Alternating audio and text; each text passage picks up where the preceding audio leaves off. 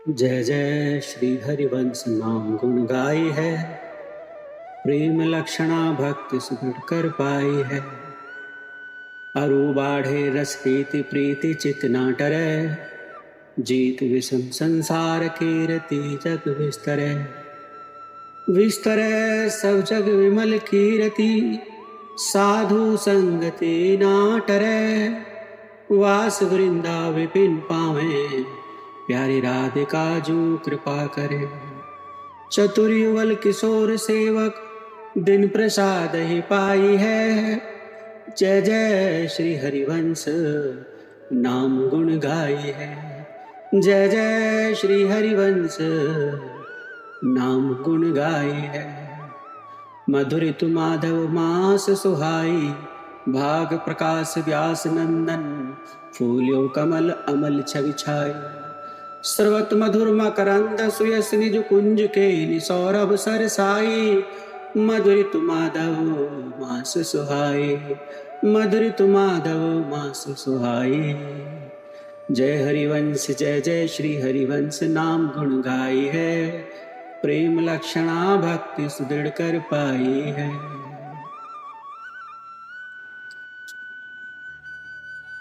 दर्शन और दार्शनिकता की जब बात आती है तो इतिहास में जाकर गोता लगाने की इच्छा से मन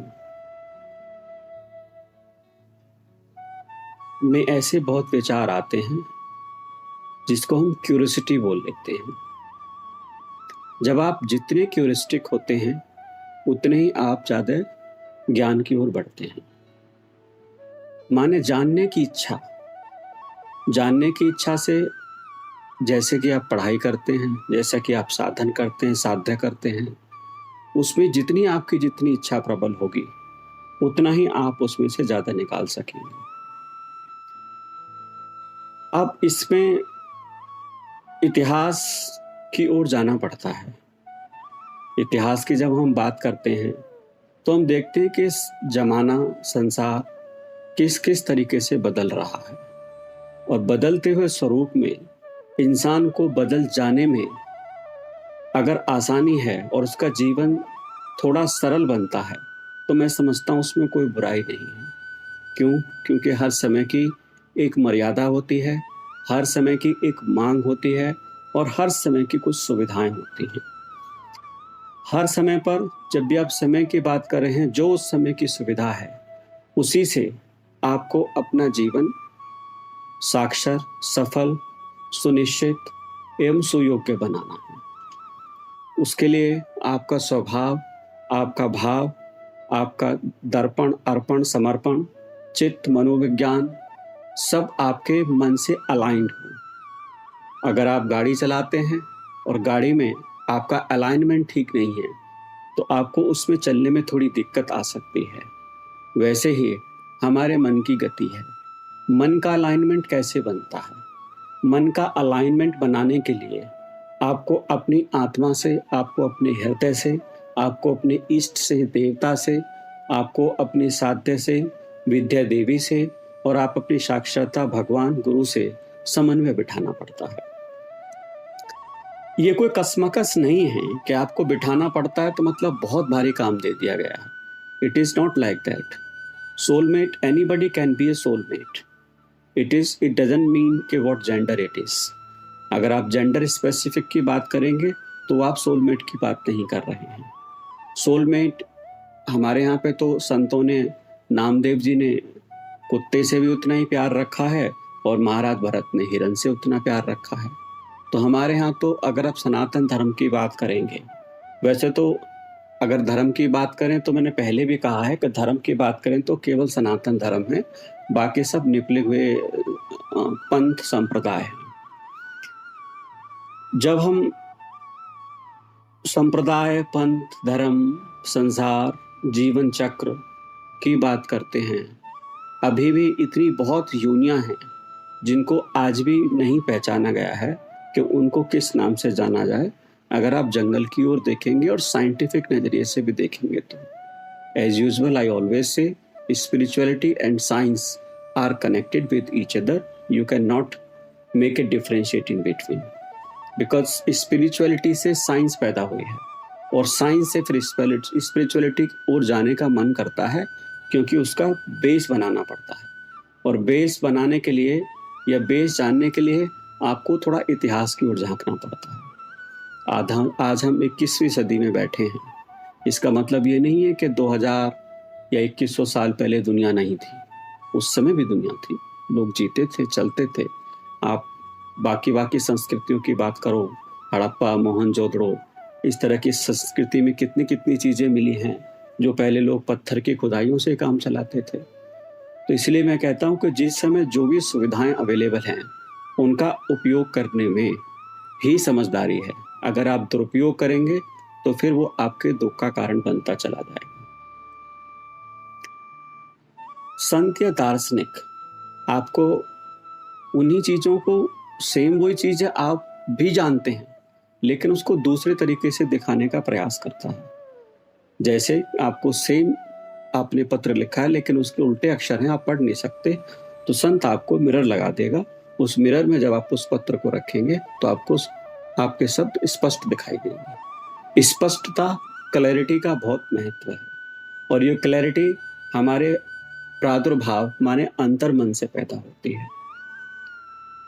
कोरा सत्संग, कोरा ज्ञान, कोरा भक्ति, वैराग्य, ये सब अगर कोऑर्डिनेटेड नहीं होंगे तो बिखर जाएंगे। सूर्य की चेतना, सूर्य की धूप में अगर आप बैठे हैं तो वो एक प्रकाश तो है, लेकिन वो आपकी चेतना नहीं है। और उसी प्रकाश और आप अपने प्रतिबिंब के बीच में एक ग्लास का टुकड़ा लगा देंगे, और जब वो रोशनी आप तक आएगी तो उस रोशनी में जो ज्ञान का प्रादुर्भाव होगा वो सिमट के एक रोशनी निकल के आपके सामने आएगी, जो किसी कागज या वस्तु को जलाने तक की क्षमता रखती है। क्यों? पहले वही प्रकाश इतनी भारी मात्रा में आप तक पहुंच रहा था, लेकिन वो अब प्रकाश सीधा नहीं, एक ग्लास का टुकड़ा लगा देने से एक प्लेटिनम या बहुत स्मॉल पार्टिकल्स के थ्रू आप तक पहुंच रहा है।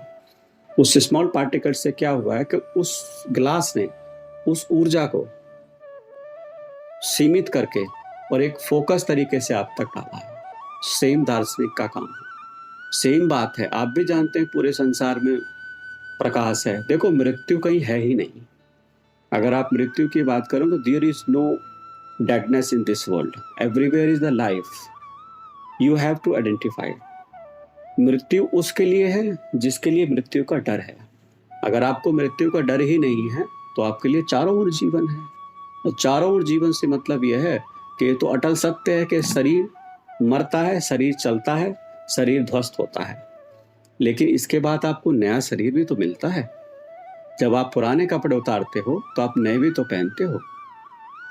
जब आप नए पहनते तो इसका मतलब आपको मालूम है कि अगर आपके पुराने कपड़े खराब होंगे तो नए कपड़े मिल जाएंगे। तो फिर भय कैसा? भय तो उसी व्यक्ति को होगा जो अपने कर्मों के बारे में सोचता है। When you die, you don't think you are going to die.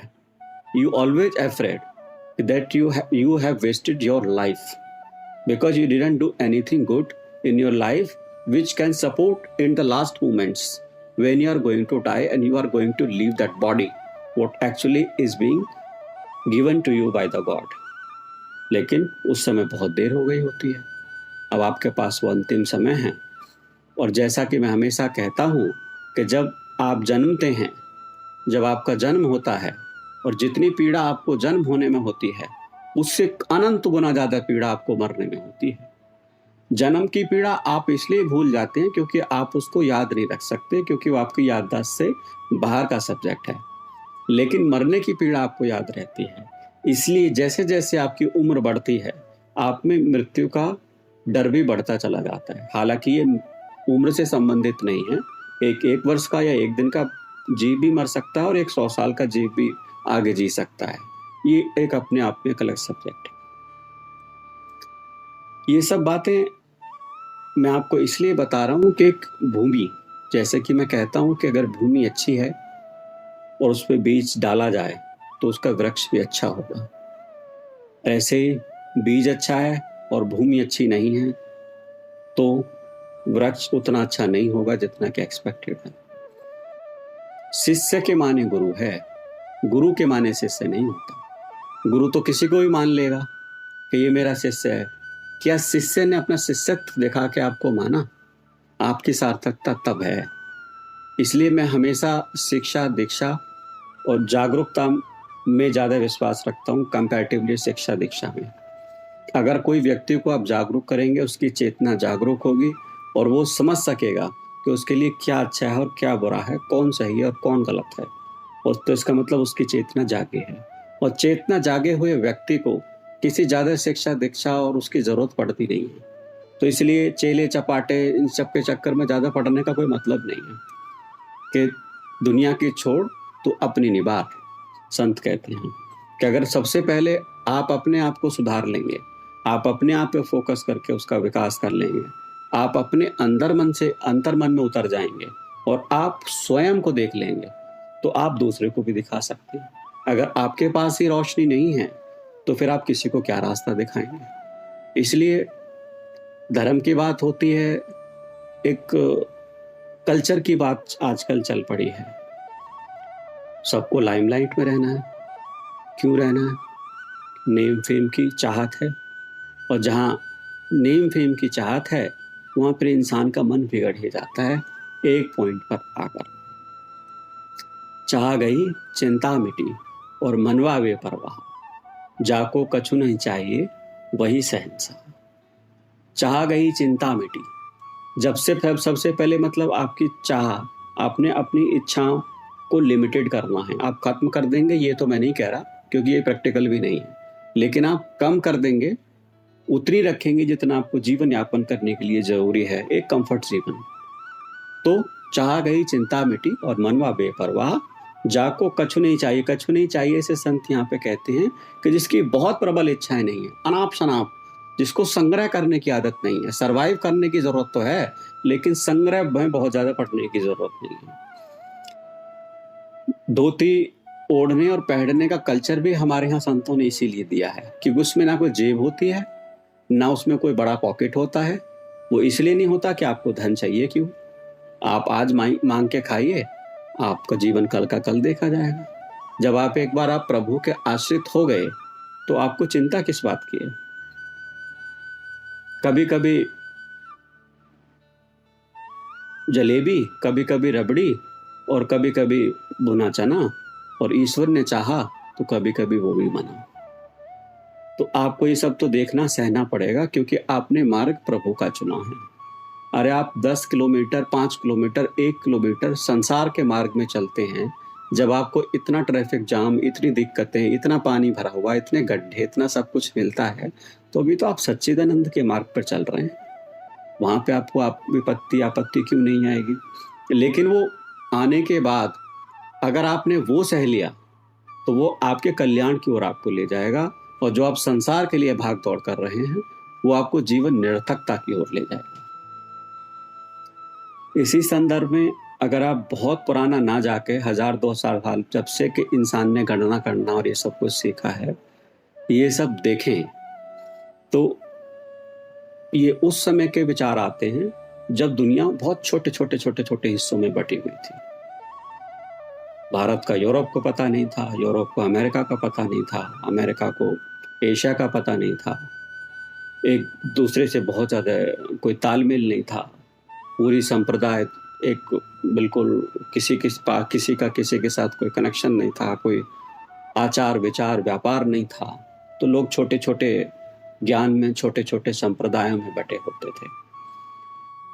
जब भारत की संस्कृति छोटे छोटे राज्यों में बटी होती, तो इसका मतलब वहां पे अलग अलग धर्मों ने जन्म लिया, और जब अलग अलग धर्म जन्म लेते हैं तो अलग अलग संप्रदाय भी जन्म ले लेते हैं, और संप्रदाय आपको किसी एक व्यक्ति विशेष से जाके जोड़ देते हैं।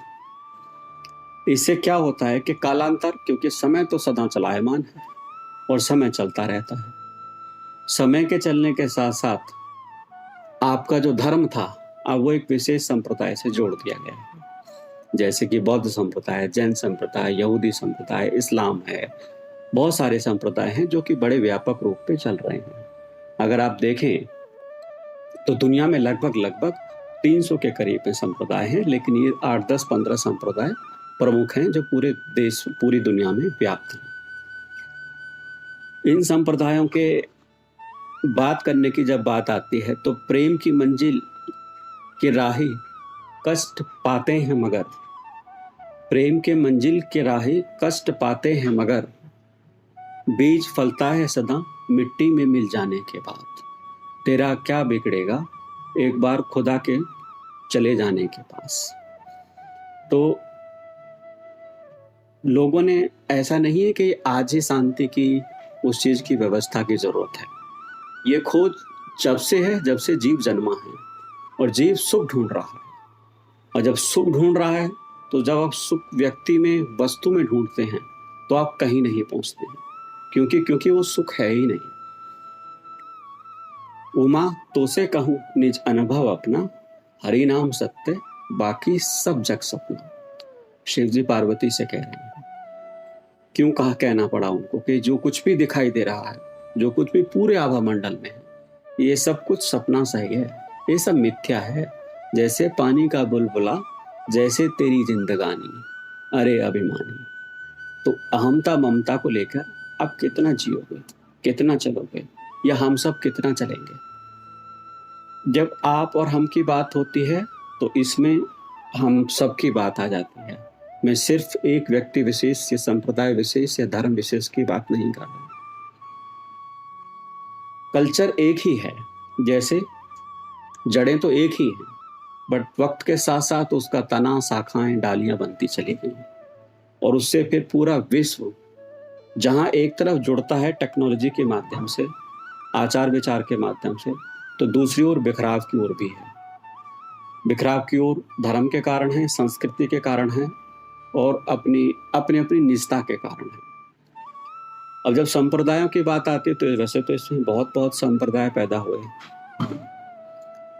और बहुत संप्रदायों के बारे में बात भी कही है। जैसे बुद्ध संप्रदाय के बारे में कितना विस्तार से कहा गया है, जैन संप्रदाय के बारे में कितना विस्तार से कहा गया है, इस्लाम, यहूदी के बारे में कितना, क्रिश्चियंस के बारे में कितना कहा गया है, हिंदू धर्म के बारे में कितना कुछ कहा गया है, और कहा क्या गया है, कहा जा रहा है।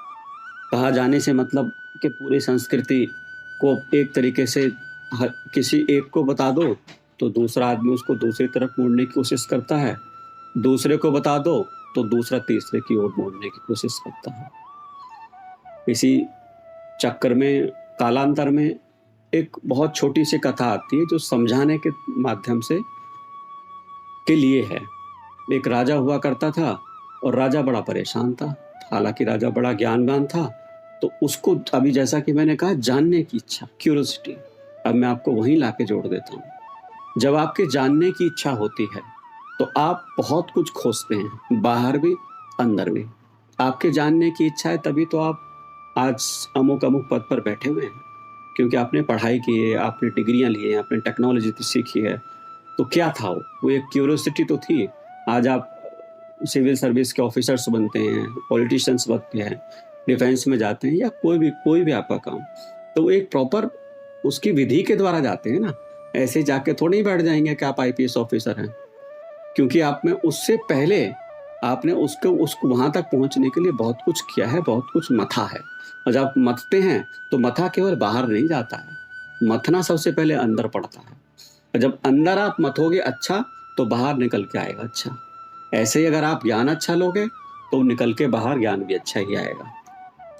उस मथने की प्रक्रिया में उस राजा के मन में भी बहुत प्रश्न चलते थे, और राजा के मन में 3 प्रमुख प्रश्न थे जो वो हर साल, उनके यहाँ ज्ञानियों की एक सभा होती थी, और वो उनको उन प्रश्नों का उत्तर जानने के इच्छुक रहते थे।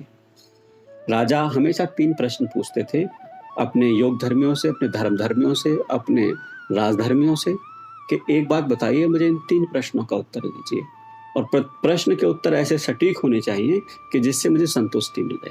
हालांकि ऐसा नहीं है कि उनको उत्तर नहीं देते थे, बट उनसे राजा को संतुष्टि नहीं होती थी। अब पहला प्रश्न राजा का पूछते थे सबसे कि ईश्वर एक है या अनेक है। ठीक।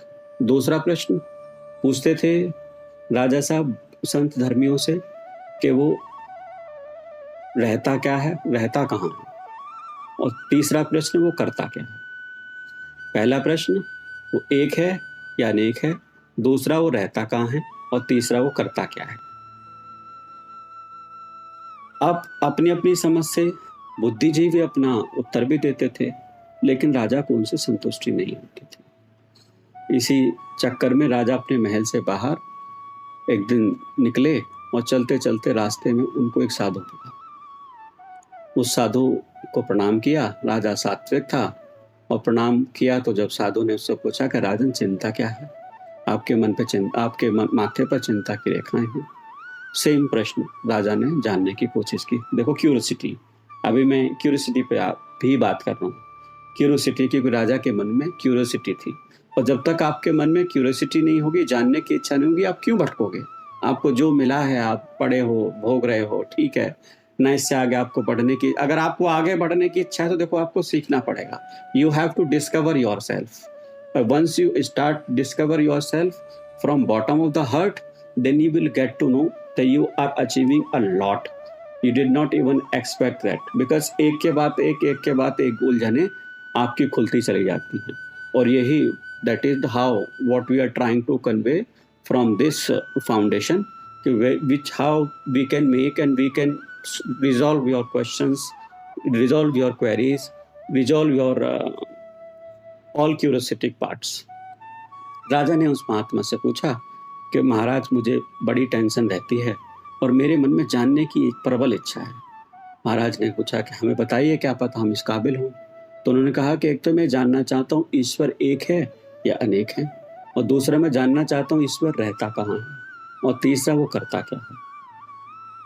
अब साधु ने उनकी बात सुनी तो उन्होंने कहा ठीक है, हमने आपके तीनों प्रश्न सुन लिए, लेकिन हम इसका उत्तर आपको 1 महीने के बाद देंगे। राजा ने पूछा कि 1 महीने क्यों। कि 1 महीने का आप थोड़ा इंतजार करो, कि अगर आपको तुरंत, अगर आप कोई चीज़ चाहें, जैसे भी हम आजकल कह देते हैं ना कि आजकल बच्चे को कोई चीज़ चाहे आप तुरंत दे देते हैं, तो आप उसको बिगाड़ रहे हो। अगर उसमें आपका टाइम ब्रेक दिया जाए और उसको ये रियलाइज़ कराया जाए कि आपके लिए ये चीज़ कितनी महत्वपूर्ण है और कितनी मुश्किल से पैदा हुई है, तो शायद उसका वो मोल, उसका भाव हम लोग ज़्यादा समझ सकते हैं। ऐसे ही हम ईश्वर के, हम सब बच्चे ही हैं। हम, ईश्वर हमारे लिए वो करता है जो हमारे लिए अच्छा है, ना कि वो करे कि जो हमको अच्छा लगे। इन दोनों बातों में फ़र्क है। जब हमारे लिए अच्छा होता है तो हमारे जीवन में बहुत सी घटनाएं ऐसी घटती हैं जो हमें सुख और दुख और दोनों चीज़ों का अनुभव कराती हैं, और हमारा मन उनको सह नहीं पाता है। अगर एक लेवल तक तो वहाँ भी चली जाती है बात, और हम ये सोचते हैं कि किस जन्मों का दंड मिल रहा है। देखो, आप दुख में बहुत ज़्यादा दुखी होंगे, ये तो एक आम बात है, लेकिन कई बार इंसान बहुत सुख में भी दुखी हो जाता है। सुख को संभालना दुख की अपेक्षा ज़्यादा कठिन काम है। अगर आप सुख संभाले रहे, सत्ता और शक्ति और आपको पावर और धन संपत्ति मिल गई, तो बड़े बड़ों का इसने मन डोला दिया है। छोटे मोटे जीव हम जैसे की तो बात ही क्या है। सत्ता तो बड़े बड़ों को बिगाड़ देती है, संपत्ति तो बड़े बड़ों को बिगाड़ देती है। दुख में तो फिर भी इंसान एक जगह आके अटक जाता है कि वो दुखी है, वो या तो अब अपने दुख का निवारण ढूंढेगा या फिर प्रभु का स्मरण करेगा। उसके पास 2 ही ऑप्शन बचते हैं। लेकिन सुख में तो अनेक ऑप्शन है। आप क्या क्या कर्म नहीं कर लेते हो अगर सुखी होते हो। तो इसलिए संतों ने कहा कि सुख और दुख दोनों से अगर आप ऊपर उठ के सोचेंगे, तभी आप निर्वाण, जिसको बुद्ध कहते हैं, उसके ओर चलने का प्रयास करेंगे। अब जब इस माध्यम से राजा ने साधु के माध्यम से पूछा, तो साधु 1 महीने का टाइम लिया और उसी बगीचे में रहने लगे। ठीक है, राजा ने कहा कि मैं 1 महीने बाद आपके पास आता हूँ। अब 1 महीने के अंदर में वहाँ एक किसान काम करता था, साधु उस बाग में रहता था। चलते फिरते, घूमते फिरते, मन से बात है, किसान भी वहाँ रोज आता था और साधु भी वहाँ रोज रहते थे। तो दोनों की बातचीत शुरू हो गई, दोनों में दोस्ती सी हो गई। साधु को प्रणाम करता था किसान, और रोज कहता था कि महाराज कोई काम हो तो मुझे जरूर बताइएगा। बोले सब मौज में है, कोई दिक्कत नहीं है। बोले कि राजा ने आपको इतना कठिन काम दिया है कि उनकी सभा में तो कोई बता नहीं सकता, आप कैसे बताओगे। बोले अभी तो 1 महीने का टाइम है ना, अभी से काहे की टेंशन लेनी, 1 महीने बाद आएगा तब का तब देखेंगे। 1 महीने से जस्ट 1 दिन पहले साधु ने किसान से कहा कि मुझे आज आपकी जरूरत है। आप रोज पूछते हो कि आपको किसी चीज की जरूरत तो नहीं है, किसान बहुत खुश हुआ। किसान बोला कि बताइए महाराज, मैं आपके किस काम आ सकता हूँ?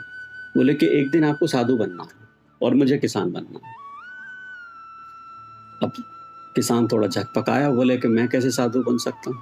बोले आपको कुछ नहीं करना, बस साधु का वेश धारण करना है, बन गए साधु। तिलक कंठी माला आपको धोती पहननी है। देखो, साधु अगर हृदय से हो तो अच्छा है, और साधु अगर स्वभाव से हो, साधु अगर वेश से भी हो तो बहुत अच्छा है। क्यों? क्योंकि आपके कुछ पद चिन्हों की गरिमा होती है, आपके कुछ चिन्ह होते हैं, आपके कुछ सूचक होते हैं जो आपको किसी चीज में डिफाइन करते हैं। जैसे आपकी तिलक हो गई, कंठी हो गई, आपका पहराव हो गया, आपका चितवन, चलवन, ओढ़न, मतवन, सब कुछ आपका उसमें आ जाता है।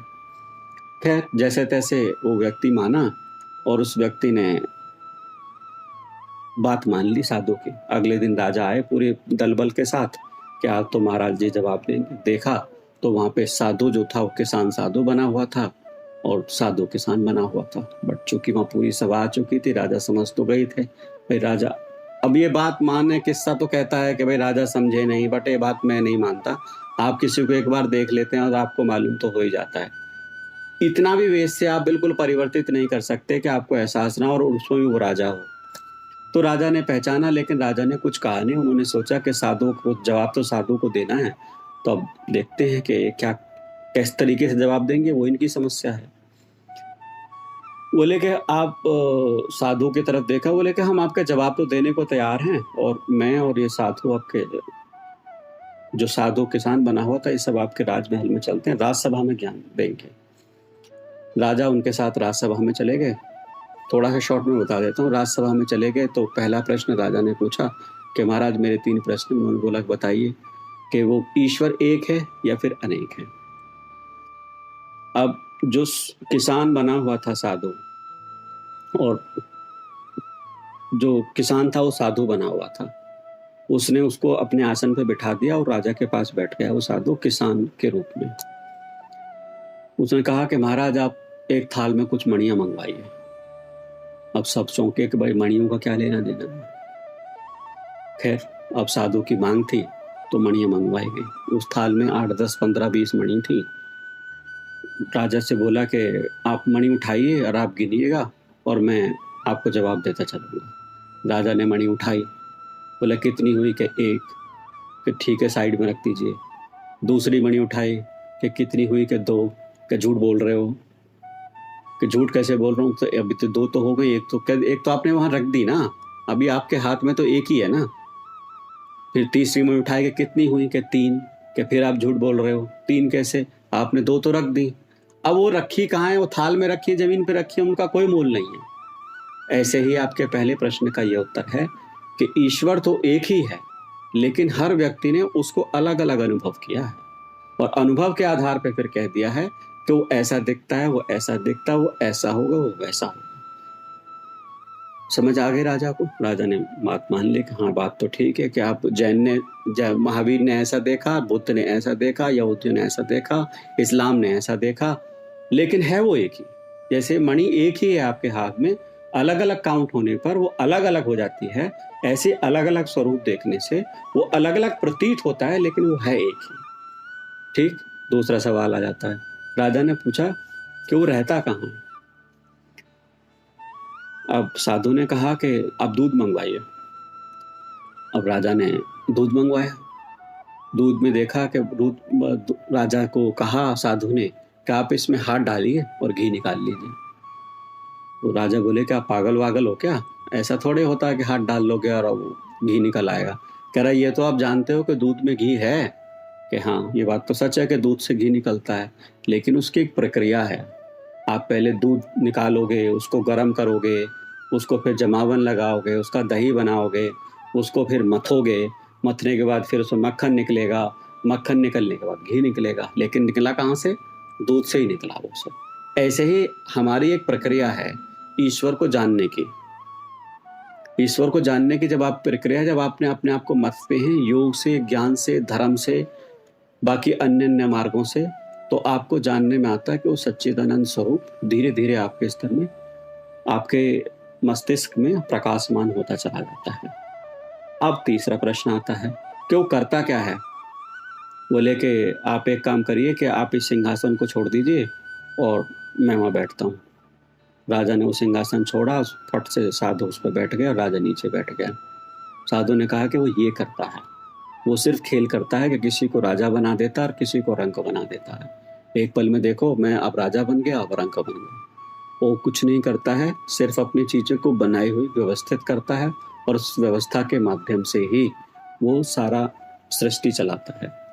अब राजा के तीनों प्रश्नों का उत्तर मिल गया। राजा बहुत खुश हुआ और वो अपने राज करने लगा। खैर, हमारा जो मूल मुद्दा है, उस मूल मुद्दे पर हम वापस आते हैं। जब दुनिया छोटे छोटे संप्रदायों में बटी हुई थी, छोटे छोटे राज्यों में बटी हुई थी, तो उस समय एक संप्रदाय है जो कि जिसपे बहुत कम सुना गया है, कम बोला गया है, लेकिन है बहुत विशाल, सागर की तरह।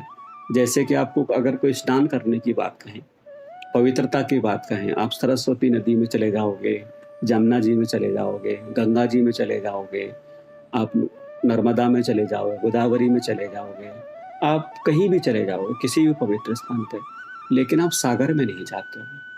जबकि अंतोतगत्वा सारी नदियां मिलती तो सागर में ही जाकर हैं। तो वहाँ तो अगर आपने सागर में जाके कोई नहा ले, कोई कह दे इंसान, कोई व्यक्ति आपसे, तो आपको लगेगा कि यार क्या बोल रहे हैं, ये तो कुछ कोई मतलब नहीं हुआ, सागर में भी कोई नहाता है क्या? लेकिन सागर में है तो नदियां सारी सागर में, मिलती तो सागर में है। और नदी से जब मैं बात करता चलूं कि नदी का मतलब सिर्फ वही है जो नदी का कोई ना कोई स्रोत है। अगर किसी स्रोत से कोई नदी नहीं पैदा हो रही है तो वो सिर्फ एक आपके लिए जल भराव का एक तालाब हो सकता है, जल भराव का एक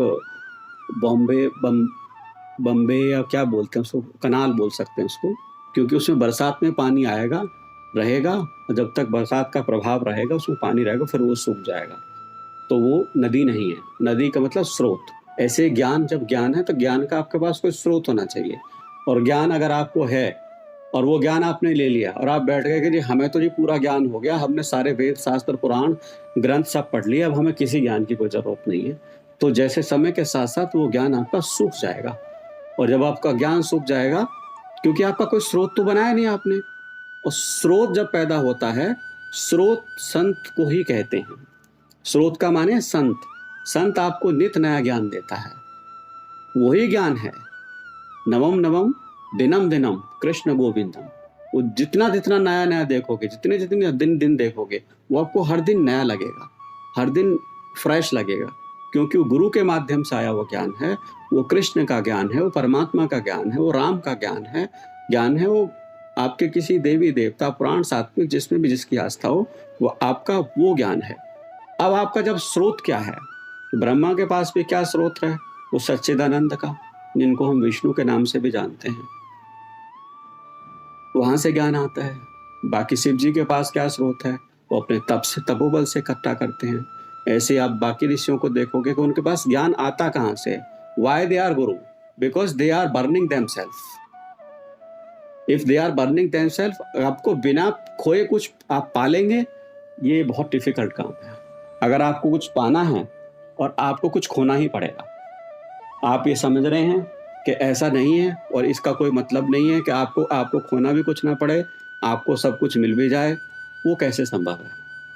आप बाजार में भी जाते हैं, साधारण से साधारण वस्तु का मोल चुकाते हैं कि नहीं चुकाते हैं, और उस बिना मोल के आप उसका भी अगर आप मोल देते हैं, तो यहाँ बिना मोल के क्यों एक्सपेक्ट कर रहे हैं? तो जीवन भी वैसा ही है।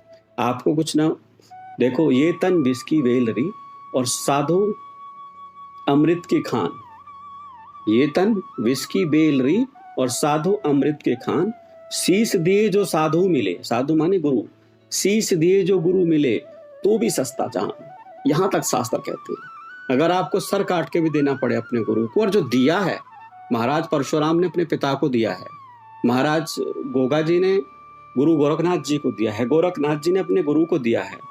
ऐसा नहीं है कि हमारे यहाँ एक भारत का इतिहास है, कैसा इतिहास है कि उसमें हर तरह का एग्जाम्पल है। कैसा भाई होना चाहिए, वो लक्ष्मण और भरत ने सिद्ध किया है। कैसी पत्नी होनी चाहिए, वो माता सीता ने सिद्ध किया है। और पत्नी में भी फिर अच्छाई बुरी कैसी होनी चाहिए, वो माता कैकेयी ने सिद्ध किया है। अच्छी माता सीता कौशल्या ने सिद्ध किया है।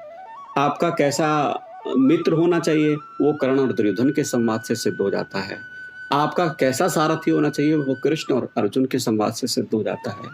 आपको किस तरह की संगति में रहना चाहिए, उस संगति का मतलब क्या है, उस संगति का अर्थ क्या है, ये पांडवों की रहनी सहनी से सिद्ध हो जाता है। या बाकी और भी राजा राम के राज में जैसे कहते हैं राम राज आ गया। राम राज मतलब क्या है, एक ऐसा वातावरण आपको मिल गया है जिस वातावरण में किसी को कोई दुख का कोई कारण नहीं है, जो प्राकृतिक दुख है। मैं नहीं कहता भौतिक दुख, अगर भौतिक दुख है तो वो तो आपको भोगना ही है, बिकॉज वो आपका प्रारब्ध है। मैं जब भौतिक दुख की बात, ऐसे राम राज की बात आती है, तो इसलिए इस कहने का तात्पर्य है कि हर तरह का उदाहरण भारतीय इतिहास में है। वीरांगनाओं में लक्ष्मी जी कहा जाता है, लक्ष्मीबाई का। फिर आपके संतों में देखो तो नामदेव, तुकाराम, तुलसी महाराज, और उसके बाद फिर आपके सुखदेव जी, उसके बाद फिर आपके सूरदास जी, मीराबाई। आपको कितने उदाहरण हैं, लिस्ट बनती चली जाएगी, अब खत्म नहीं होगी आपके। क्योंकि ये देश भाई संतों का देश है, साधुओं का देश है, ये संस्कृति का देश है। भले ही इसने इतना वो विस्तार नहीं किया उस स्तर पे जाके जितना कि यूरोपीय कल्चर खड़ा है, क्योंकि दोनों की सोच में फर्क है। यूरोप का कल्चर, अमेरिका का कल्चर मस्तिष्क से सोचता है, हमारा कल्चर मन से सोचा जाता है। और जब आप मन से सोचते हो तो आप शांति तो पा सकते हो, लेकिन बहुत ज़्यादा तेज गति से उन्नति करेंगे वो थोड़ा सा एक विषय है जो हम सबके सामने दिखाई दे रहा है। क्योंकि अभी भी हम एक डेवलपिंग नेशन के रूप में काम कर रहे हैं।